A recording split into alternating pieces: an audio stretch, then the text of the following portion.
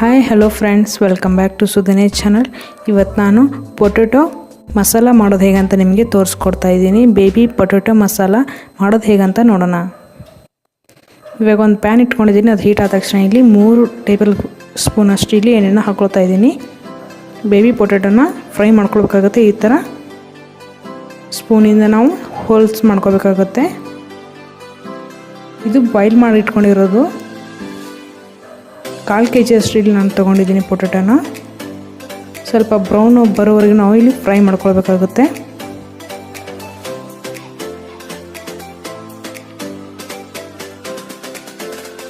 Friends, ಇದು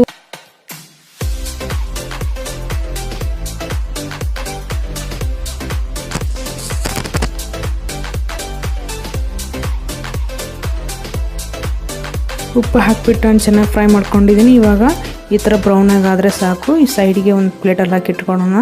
ಅದೇ ಫ್ಯಾನಾಗಿ ನಾನು ಇವಾಗ 2 ಟೇಬಲ್ ಸ್ಪೂನ್ ಅಷ್ಟು ಎಣ್ಣೆ ಹಾಕಿಬಿಟ್ಟು ಹೀಟ್ ಮಾಡ್ಕೊಂಡಿದ್ದೀನಿ. ಅದಕ್ಕೆ ಜೀರಿಗೆ ಹಾಕ್ಕೊಳ್ತಾ ಇದ್ದೀನಿ. ಹಾಗೆ ಈರುಳ್ಳಿನ ಕಟ್ ಮಾಡಿ ಇಟ್ಕೊಂಡಿರೋದನ್ನ ಹಾಕ್ಕೊಳ್ತಾ ಇದ್ದೀನಿ. 1 ಈರುಳ್ಳಿ ನಾನು ತೊಗೊಂಡಿರೋದು. ಸ್ವಲ್ಪ ಲೈಟಾಗಿ ಬ್ರೌನ್ ಬರೋದಷ್ಟೇ ಫ್ರೈ ಮಾಡ್ಕೊಂಡಿದ್ದೀನಿ ಇಲ್ಲಿ. ಇವಾಗ ಟೊಮೆಟೊನ ಹಾಕ್ಕೊಳ್ತಾ ಇದ್ದೀನಿ. 1 ಟೊಮೆಟೊ ಇಲ್ಲಿ ನಾನು ಪೇಸ್ಟ್ ಮಾಡಿ ಇಟ್ಕೊಂಡಿದ್ದೀನಿ. ಸ್ವಲ್ಪ ಫ್ರೈ ಮಾಡ್ಕೊಳ್ಳೋಣ. ಅದಾದಮೇಲೆ ಸ್ವಲ್ಪ ಉಪ್ಪನ್ನ ಆ್ಯಡ್ ಮಾಡ್ಕೊಳ್ತಾ ಇದ್ದೀನಿ. ಹಾಗೆ ಅರಿಶಿನ ಹಾಕ್ಕೊಳ್ತಾ ಇದ್ದೀನಿ. 2 ಟೇಬಲ್ ಸ್ಪೂನ್ ಅಷ್ಟು ಇಲ್ಲಿ ಗರಂ ಮಸಾಲ ಹಾಕ್ಕೊಂಡಿದ್ದೀನಿ. ನಿಮಗೆ ಖಾರ ಎಷ್ಟು ಬೇಕಾಗುತ್ತೋ ಅದ್ರ ಮೇಲೆ ನೋಡಿಬಿಟ್ಟು ಹಾಕ್ಕೊಳ್ಳಿ. ನಾನು ಇಲ್ಲಿ 2 ಟೀ ಸ್ಪೂನ್ ಅಷ್ಟು ಇಲ್ಲಿ ಕೆಂಪು ಖಾರನ ಹಾಕ್ಕೊಂಡಿದ್ದೀನಿ.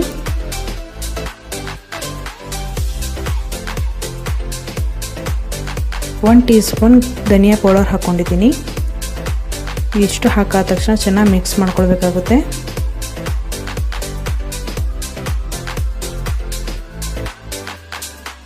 ಇದು ಚಪಾತಿ ಜೊತೆ ಆಗಲಿ ಚೆನ್ನಾಗಿರುತ್ತೆ. ಬಿಸಿಯಾಗಿ ರೈಸ್ ಜೊತೆ ಆಗಲಿ ಕಾಂಬಿನೇಷನ್ ಯಾವ ಜೊತೆ ಆದರೂ ಸೈಡಾಗಿ ನೀವು ಗ್ರೇವಿನ ತೊಗೋಬೋದು, ಚೆನ್ನಾಗಿರುತ್ತೆ. ಇವಾಗ ನಾನಿಲ್ಲಿ ಒಂದು ಅರ್ಧ ಕಪ್ಗಿನ್ನ ಸ್ವಲ್ಪ ಕಡಿಮೆ ಮೊಸರನ್ನ ಹಾಕ್ಕೊಳ್ತಾ ಇದ್ದೀನಿ.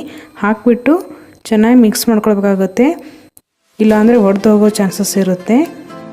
ಹೈ ಫ್ಲೇಮಲ್ಲಿ ಇಟ್ಕೊಂಡ್ಬಿಟ್ಟು ಚೆನ್ನಾಗಿ ಮಿಕ್ಸ್ ಮಾಡ್ಕೊಳ್ಬೇಕಾಗುತ್ತೆ. ಇದನ್ನು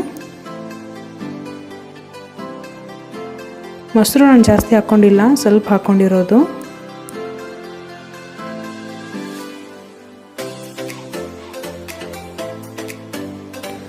ಒಂದು 2 ನಿಮಿಷ ಅಷ್ಟೇ ಲೋ ಫ್ಲೇಮಲ್ಲಿ ನಾನು ಇಲ್ಲಿ ಕುಕ್ ಮಾಡಿ ಇಟ್ಕೊಂಡಿದ್ದೀನಿ. ಇವಾಗ ನೋಡೋಣ.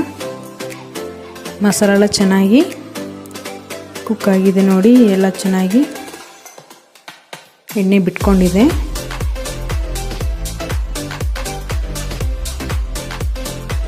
ಇವಾಗ ಫ್ರೈ ಮಾಡ್ಕೊಂಡಿರೋ ಪೊಟೆಟೊನ ಹಾಕ್ಕೊಳ್ತಾ ಇದ್ದೀನಿ.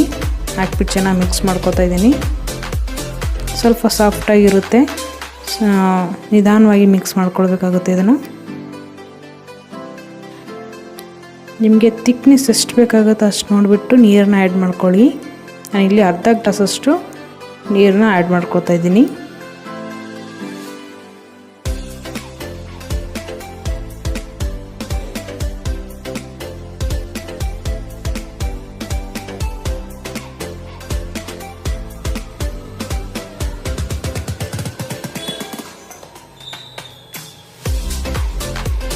ಇವಾಗ ಕಸೂರಿ ಮೇಥಿ ಹಾಕ್ಕೊಳ್ತಾ ಇದ್ದೀನಿ.